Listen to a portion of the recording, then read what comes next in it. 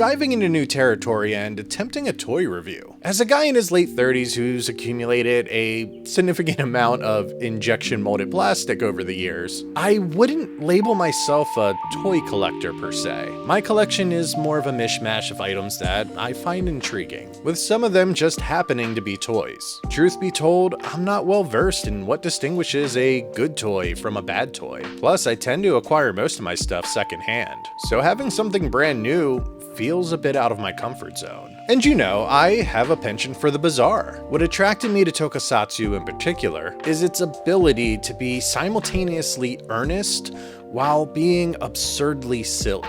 One of the crown jewels of my collection is a bootleg Thomas the Tank Engine combining mecha. It's shoddily crafted from cheap plastic, so flimsy you could squish it in your palm. Every time I combined it or decombined it, I hold my breath, fearing it might snap. The robot's face is barely discernible, and its hands are on backwards. But at the same time, I adore it.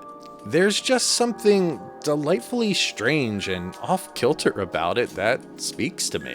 Back in May, when I stumbled upon the tweets discussing the SJHU combining mecha, I couldn't contain my excitement. It's ludicrously absurd, and I just had to have it. The SJHU project serves as a merchandising hub, consolidating all of Anno's projects under one roof. From Evangelion Rebuild to Shin Ultraman, Shin Godzilla, and Shin Kamen Rider, they churn out various crossover merchandise and artwork. But undoubtedly, the standout gem has to be the SJHU combining mecha. They went all out with a commercial for the mecha, complete with a live-action suit. I even made a TikTok about it, which surprisingly gained traction. By the way, feel free to check out my TikTok account. It's where I try to delve more into the obscure Tokusatsu content. The SJHU commercial ranks among my top moments since I began delving into Tokusatsu. Picture this: faceless evil smoke monsters encroach. Godzilla unleashes a rallying cry, and Ultraman and Eva, Kamen Rider, all nod in agreement, ready for action, with a sequence showcasing the combining process and culminates in a glorious finishing move. It's undeniably absurd, yet brimming with affection poured into its creation. The excitement quickly fades once you get a glimpse of its price tag, setting me back $235 from Tokulectables. It's a hefty investment for what it offers. Yet, despite the sticker shock, I couldn't resist and placed my order right away. However, the anticipation turned agonizing, as I waited a whopping 9 months before I ever saw the product. And sure, it was a pre-order, I did expect that time frame, but it doesn't soften the sting of that prolonged wait. Upon its arrival, it came in a plain brown SJHU box, which initially left me feeling a tad bit underwhelmed. No grand unveiling, just a nondescript box. However, upon cracking it open, I found a piece of pristine white tissue paper, delicately enveloping the box inside. It may seem like a small detail, but that extra bit of wrapping gave off the air of luxury, fitting for a product with such a premium price tag. Underneath the tissue paper laid the true gem, this exquisite box. Just look at it, it's stunning, isn't it? Adorned with artwork depicting the 4 heroes, the sides with their respective logos and the SJHU project insignia. And when you flip it over, you're greeted with a breathtaking diorama showcasing the mecha in all its glory. And while I've seen this image before in promotion materials, seeing it now printed on the packaging right in front of me, there's something that's just immensely satisfying about it. But let's be honest, it's just a box, right? The real question is, what about the toy inside? Here's the deal. When I first saw the toys in the promotional art online, my initial reaction was, well, they seem a little wonky and cheap. I get it, compromises have to be made in order to accommodate the combining feature. But for me, the wonkiness is all part of the charm of the whole package. Let's start by examining the Eva and Ultraman. Their heads boast excellent sculpting and are proportioned as you'd expect. The torsos are passable, with Eva's looking better than Ultraman's slightly boxier chest and shoulders. Both figures have a slightly off appearance, but it's forgivable considering the toy's combining function. However, where things start to feel awkward is in the arms and legs. The arms are ridiculously small in comparison to the chunky midsection. I don't know why, but I find it reminiscent of the Colossal Titan's arms in Attack on Titan, especially when it swings them resembling thin pencil arms. While this design is more fitting fitting for the Eva given its long, lanky limbs, it's far less appealing on Ultraman, who is naturally more proportionally built. And oh my goodness, check out those thunder thighs. The waist and the legs form the lower half of the mecha, resulting in some seriously chunky legs. These boys are hitting the gym, doing squats, and flexing. Among all the uncombined characters, these exaggerated features stand out the most to me, and I find them a bit off-putting. Ultraman is typically proportioned like a regular guy, so seeing him with such massive legs feels a bit odd. Everything about the Evas is slim and gangly, so it doesn't work at all with such chunky legs. With the arms being so undersized and the tree trunk legs, it adds an incredibly bizarre vibe to the overall look. Now let's talk about one of the big boys. Godzilla is, well, he's alright. To be honest, Shin Godzilla has those goofy fish eyes that I personally adore. They give him a truly otherworldly and unsettling appearance, but your mileage may vary depending on your preferred Godzilla style. Overall, yeah, he's a bit blocky to facilitate the transformation, but I still think he's the coolest of the bunch when untransformed. He makes up the bulk of the Robo, so he naturally has the least amount of compromise to make between function and accuracy. Moving on from the big boy, we encounter the smallest member, Kamen Rider. He's accurate and recognizable, but he's tiny. The scale doesn't quite add up when you compare him to Godzilla, Ultraman, and the Eva. In reality, he should be much smaller, but then he wouldn't be able to join the fun, so I'll let the scale slide. Due to his size, he's definitely the least impressive of the bunch. However, the wheels on his motorcycle do move, allowing you to roll him around. If I were a kid playing with this set rather than an adult displaying it like a piece of art in my office, I imagine I'd spend the least amount of time playing with the Kamen Rider individually. Each of them includes small stands to assist with standing and displaying separately. The Eva and Ultraman even come with separate hands, allowing them to utilize the AT field and Specium beam, which is a neat addition. However, personally, I don't envision leaving these figures uncombined unless I'm demonstrating their chunky appearance to someone.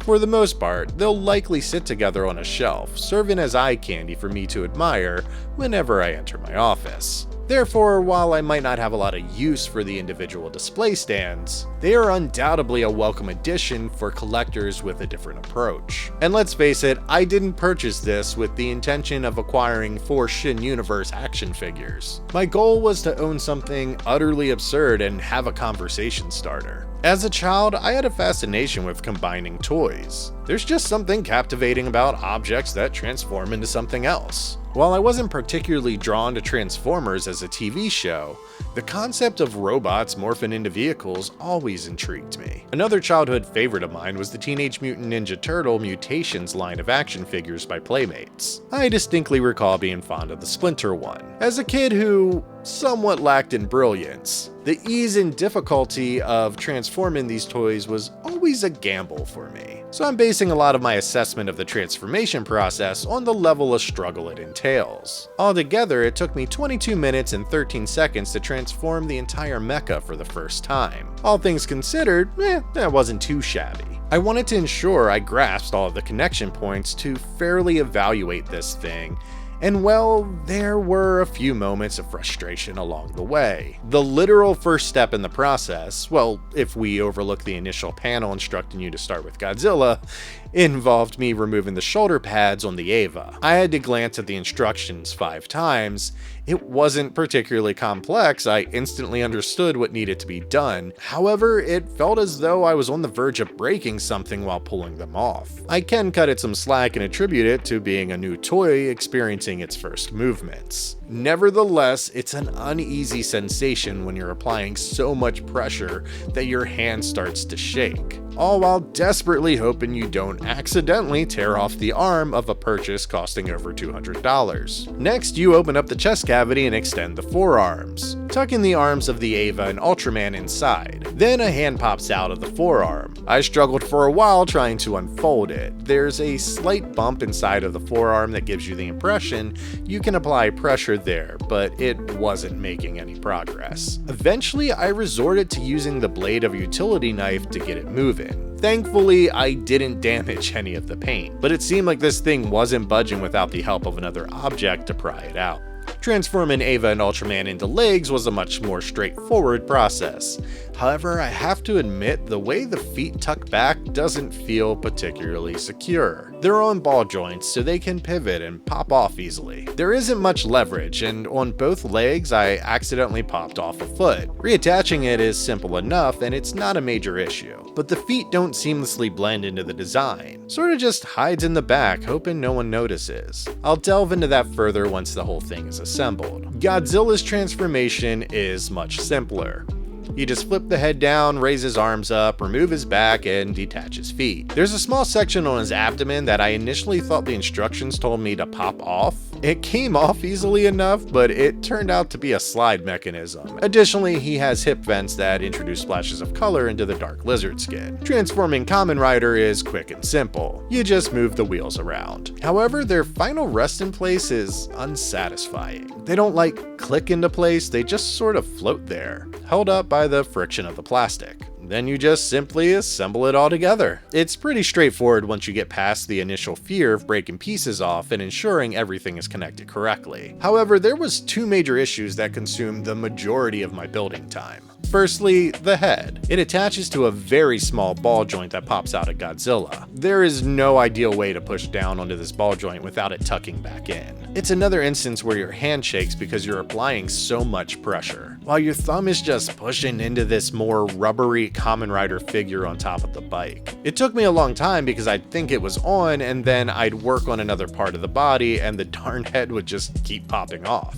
Once it finally clicks into place, it locks and it feels really secure, but it required so much force that I had serious reservations about breaking it. And I was almost ready to just accept that the head attachment is maybe just poorly designed. The second issue, and the one I never really managed to resolve, is these wings. Frankly, I'm not entirely sure what they're supposed to be, but they attach to the back. It's Godzilla's tail turning inside out, and while it looks cool when it's in place, it barely clicks into place. And if you try to reposition it at all, it just flies off. I struggled with this almost the entire time I was attempting to build and evaluate the toy. I never felt like it was safe or secure in any position. Eventually, I gave up and simply just removed it, attaching it back onto the tail since it's positioned in the middle. And that's what I find confusing. The tail fits snugly into Godzilla, and there's a little rectangular hole in the back between the torso and the upper body. Think it would have been neat if the wings could just click into that slot like the tail does. But unfortunately, it's just this small connector piece that just doesn't have enough surface tension with the plastic to stay in place. Aside from these two issues, the build process was actually pretty straightforward.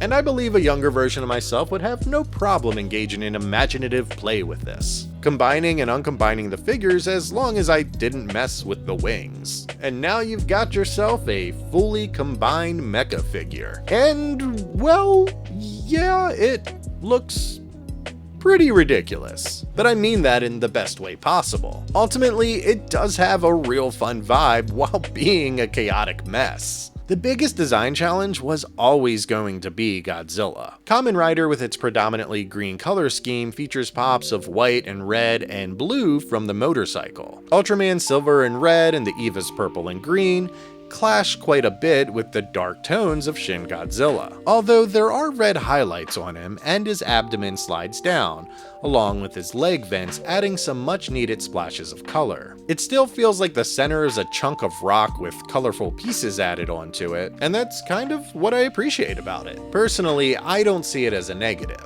but I can readily acknowledge that it doesn't quite align with a cohesive design philosophy. I think the biggest issue lies with the legs. In fact, I suppose the entire experience has had me critiquing legs. Godzilla's upper thigh and feet forming part of the structure, it gives the impression that the robot is wearing ballet leg warmers or something along those lines. The joints, particularly with the black and silver pieces, look downright awful. If there was some sort of kneecap attachment, perhaps the design would feel a bit more cohesive. Everything else manages to pull off the combined look quite well, but the knees feel so toy-like that it's difficult to overlook. The arms also suffer from being too small, with the forearms and hands appearing disproportionate to the bulky torsos. However, this issue is significantly alleviated when displaying the figure with its accessories. The AT on the Eva, which serves as a shield, along with Godzilla's back fins and the Specium beam, forming a giant sword. This adds bulk and balance to the overall look. I don't have much trouble with the Eva arm, but the weight of the sword in Ultraman's hand causes the torso to keep popping open as you move and pose the figure. While it's not my biggest gripe with the figure, it can be quite frustrating when you've finally achieved a good pose for display, only to have it ruined by a torso flapping open. All in all, it looks as cool as I anticipated, though that's only true when you view it from the front. If you happen to catch a glimpse of it from the back, well, it's a damn mess. You're greeted with a bunch of gaping holes, and you can't help but notice Kamen Rider's just perched awkwardly on top of the back tire of his motorcycle. Plus, the feet just feel incredibly out of place. It's almost as if they're pleading, hey, don't look at me. This is the backstage area. The party's up front. Go look there. Stay there. Don't turn around. And there's one last gripe that I have, and that's the mecha's face. When I have this thing properly aligned on a highest shelf at eye level, it looks awesome. The sense of a tower mecha warrior works perfectly, and it really works for me. However, the placement of the head is just too far back and recessed, almost facing underneath the motorcycle. I'm not sure if this was intended to make Kamen Rider more prominent, but it means that if you view it from too high up, the peak of the motorcycle completely obfuscates the face. Conversely, if you take too low of an angle and look up, Godzilla's big protruding head presents a similar problem. So wait. Is this product worth the price tag? I mean, honestly, no, but I was aware of that when I made the purchase. I'm buying into the novelty, and I'm personally really excited to add it into my collection. The Shin line of movies has been a boon for Tokusatsu, and I enjoy displaying this alongside similarly sized mechas. While I don't think it's altogether cohesively designed, I wouldn't go as far to say that it's poorly designed. Overall, I think it has a lot of really cleverly implemented ideas, like the Specium Ray as a sword and the AT field as a shield. And Godzilla serving as the center crest is a particularly cool touch. And although the box and packaging give it a premium feel, the overall product still feels a little bit disjointed. Issues like its knees and its head leaves gaps in its cohesion, and the cumbersome wing and tail piece is bad no matter how you look at it. Nonetheless, I'm eager to proudly showcase this in my personal collection of injection molded art pieces. I'm High C, and I hope you keep watching.